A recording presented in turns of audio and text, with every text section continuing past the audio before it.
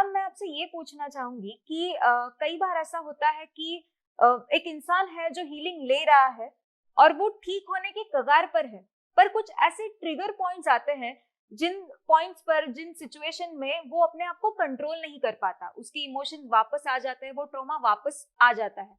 तो ऐसे सिचुएशन में वो इंसान खुद को किस तरह से हैंडल कर सकता है?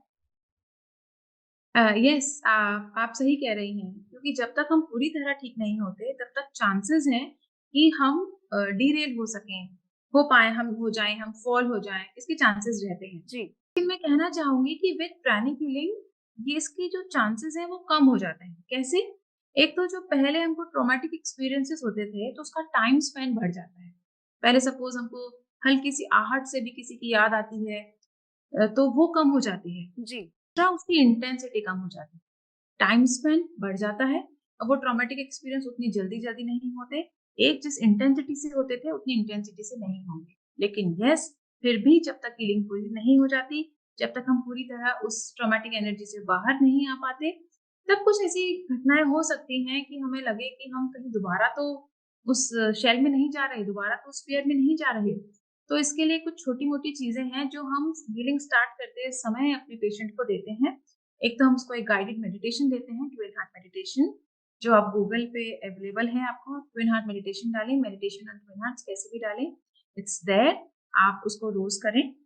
और कुछ बहुत छोटी-छोटी टेक्निक्स हैं जिनके बारे में हम बात कर लेते हैं। जी। सबसे पहले तो क्या करिए, कोई भी जो व्यक्ति है, कोई सिचुएशन है, कुछ तो उसका शेप है, नहीं तो जस्ट विजुअलाइज़ दैट एनर्जी और that person in front of and just do this, cut, cut, cut.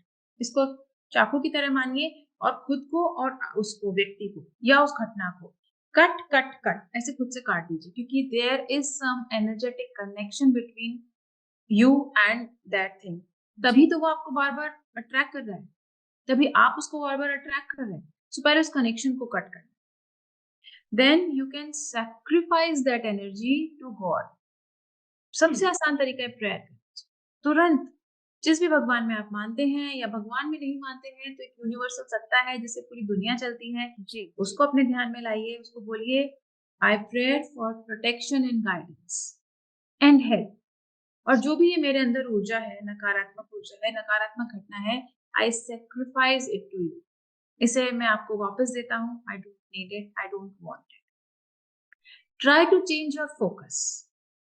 कोई गाना पसंद है, कोई गाना सुन लीजिए। कोई फ्रेंड है, उससे बात कर लीजिए, वॉक करने लगिए, कुछ भी करिए। तुरंत बैठ के अपन ने प्राणिक ब्रीथिंग एक सेशन में सीखा था। 6 में इनहेल करना है, 3 में होल्ड, 6 में एक्सहेल, 3 में होल्ड, 6 में इनहेल, 3 में होल्ड, 6 में एक्सहेल, 3 में hold.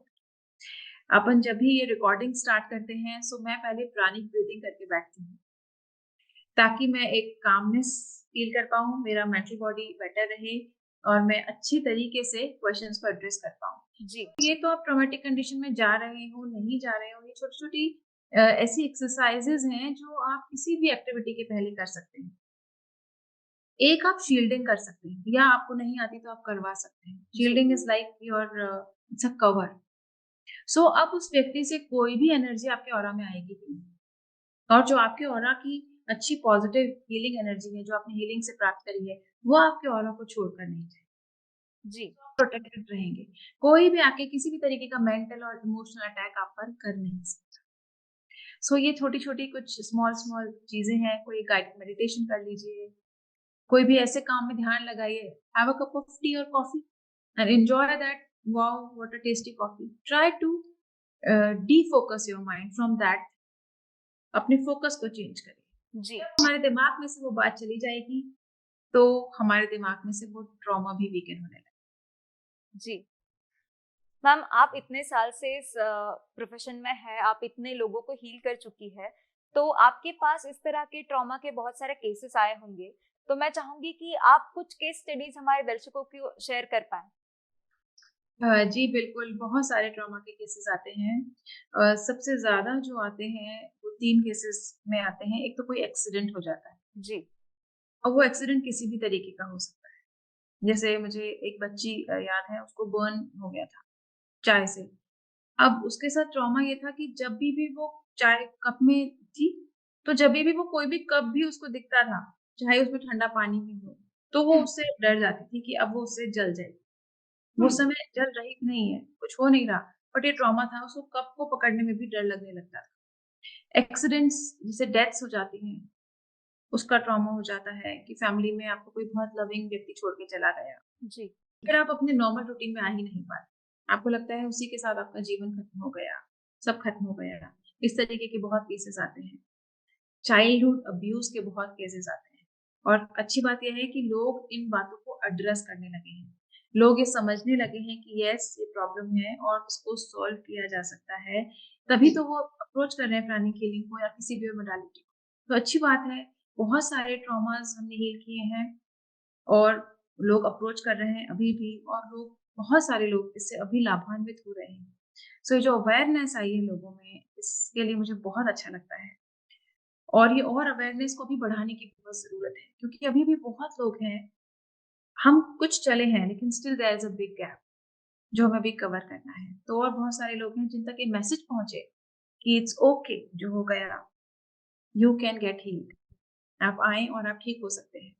So I think this is the bottom line कि लोग ठीक हो रहे हैं, बहुत सारे ठीक हुए हैं, और जो नहीं हुए हैं, प्लीज़ अप्रोच करिए जिसको भी कर सकते हैं, फैमिली को, फ्रेंड को, साइकियाट्रिस्ट को, जिसको भी। जी मैम। मैम, ये जो ट्रॉमा से गुजर रहे लोग होते हैं, वो खुद से तो बाहर नहीं आ सकते, उन्हें जरूरत पड़ती है उनके घर परिवार वालों की, हीलर्स की। तो मैं आपसे जानना चाहूंगी कि उनके जो घर परिवार वाले हैं, दोस्त है, करीबी लोग हैं, उन्हें अपना बिहेवियर उस इंसान के साथ किस तरह से रखना चाहिए ताकि उसे मदद हो। सही, बिल्कुल सही क्वेश्चन आपने पूछा है। ये बहुत बड़ी समस्या होती है। जी। हम क्या करते हैं, हम किसी भी ऐसे व्यक्ति को, चाहे वो ट्रॉमा में हो, चाहे वो स्ट्रेस में हो या सिज़ोफ्रेनिक हो, हम सबसे पहले तो उसके पॉइंट ऑफ व्यू को समझते ही नहीं, हम उसको जज करने लगते हैं। जी। कोई व्यक्ति ओवर रिएक्ट कर रहा है, तो वो आपको लग रहा है कि ओवर रिएक्ट कर रहा है, पर वो खुद जिस मानसिक स्थिति से गुजर रहा है, वो उसका नेचुरल बिहेवियर है। तो हमें पहले ये समझना होगा कि ये ओवर रिएक्ट नहीं कर रहा, इस व्यक्ति के मन में ये डर है। जैसे कई लोगों को गाड़ी में बैठने से डर लगता है, उनको जी। बैठते ही लगता है हमारा एक्सीडेंट हो जाएगा। तो बाकी लोग क्या कहते हैं, सही तो चला रहे हैं, आप नाटक मत करो, आप तो बस कुछ भी कहते रहते हो, कुछ भी तो नहीं हो रहा है, सही तो हो। आप उस व्यक्ति की स्थिति समझिए, वो जी। व्यक्ति डरा हुआ है अंदर, वो घबरा रहा है। तो सबसे पहले कहते हैं ना, उसके शूज़ में पाँव डालने की कोशिश करिए कि उसको कहाँ तकलीफ है, पहले उसको समझने की कोशिश करिए। फिर सहानुभूति से, बहुत प्रेम और बहुत पेशेंस से उस व्यक्ति को बाहर लाना होगा। जी। सबसे पहले तो उसको ये समझाइए कि यस हम समझ रहे हैं, ओके आपको डर लग रहा है, गॉट इट। कैसे करना चाहते हो? आप इसके लिए क्या किया जाए? आप किस सिचुएशन में कंफर्टेबल हो? आपको क्या चीज़ पसंद नहीं है? पहले उसको एक कंफर्टेबल एनवायरनमेंट तो दीजिए। जी। उसको ये मौका दीजिए कि वो अपने आप को एक्सप्रेस कर सके, उसको समझिए, तभी वो व्यक्ति आपके लिए ओपन होगा। नहीं तो आपसे कोई भी सलाह दे रहा है, उसको क्या लग रहा है ये मुझे समझ नहीं रहे, तो वो आपकी किसी भी चीज़ को मानेगा ही नहीं। आप उसको हीलिंग ऑफर करेंगे या कोई भी और तरीका ऑफर करेंगे, वो रिजिड है। उसको लग रहा है आप उसको समझ नहीं रही। तो जी। सबसे पहले उसको ये समझाना है कि हम आपको समझ रहे हैं। ग्रेजुअली, पेशेंटली, लविंगली उसको अप्रोच करिए, try to understand that person. फिर उसको बोलिए कि देयर इज़ अ वे या देयर आर मेनी वेज़ जिससे आप फ़ायदा उठा सकते हैं, आप ठीक हो सकते हैं। तो क्या आप चाहेंगे? क्या हम ट्राई करें? क्या हम आपकी मदद करने की कोशिश करें? सो तब वो व्यक्ति विलिंगली हाँ भरेगा। पहले उसका विश्वास जीतिए और फिर धीरे-धीरे, धीरे-धीरे मुझे लगता है आप उसको बाहर निकाल के ला सकते हैं। जी। मैम, आपने बहुत ही अच्छी जानकारी दी। मैं चाहूंगी कि जाते जाते आप हमारे दर्शकों को कुछ मार्गदर्शन करें। यस, हम थोड़ा-सा इसको रिव्यू करते हैं कि हम जब कभी भी किसी ट्रॉमेटिक सिचुएशन में हों तो हमें करना क्या चाहिए। पर प्लस मैं एक और बात कहना चाहूँगी कि जी। हम बस ये ध्यान रखते हैं हमें क्या ट्रॉमा है, हमें क्या ट्रॉमा मिला। सिक्के का दूसरा पहलू भी है। क्या हमने कभी किसी को ट्रॉमा दिया है? जी। हमारी वजह से कोई ट्रॉमेटिक सिचुएशन में है, हमें उसका भी ध्यान रखना है।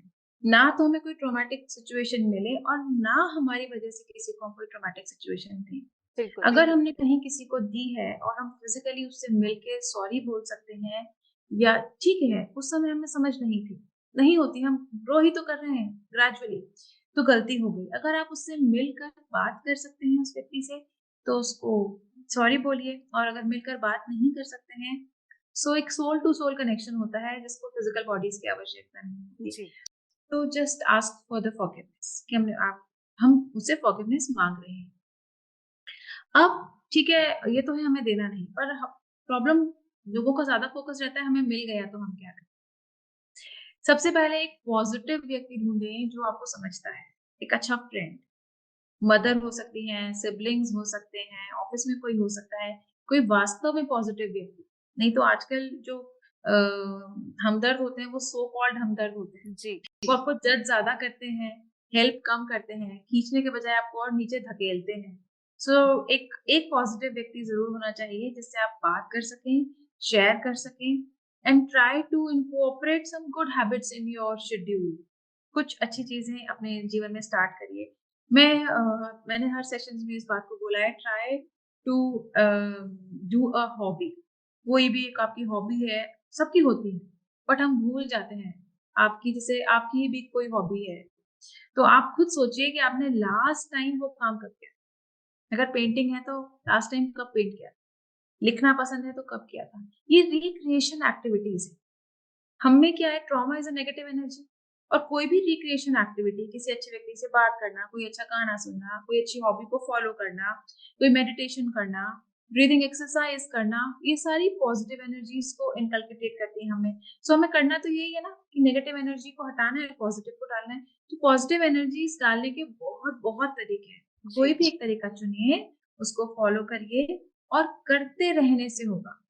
मतलब अगेन इट्स अ प्रोसेस, बिल्कुल will not happen in a day. लेकिन अगर आपने इसको कर लिया, और अगर आप किसी ट्रॉमेटिक कंडीशन में नहीं है, मैं तो भी आपको सजेस्ट करती हूँ कि अपनी दिनचर्या को ऐसा ही बनाएं। ये प्रिवेंटिव मेथड भी तो है। जी अभी तक हमारा एक्सीडेंट नहीं हुआ और आगे नहीं होगा, इसकी तो कोई गारंटी नहीं है। बिल्कुल तो गेट योरसेल्फ प्रिपेयर्ड। प्रिवेंटिव रहेगा अगर आप इस अच्छी दिनचर्या के साथ रहेंगे, तो आप प्रोटेक्टेड रहेंगे। बारिश होगी, आप गीले नहीं होंगे। सो ये कुछ छोटे छोटे टिप्स थे। आई होप कि इसको फॉलो करके लोगों को मदद मिलेगी। जी ma'am, thank you so much. आप हमसे जुड़ी, आपने इतनी अच्छी जानकारी दी, इसके लिए आपका तहे दिल से शुक्रिया। Thank you Kalpita ji, thank you so much, God bless you.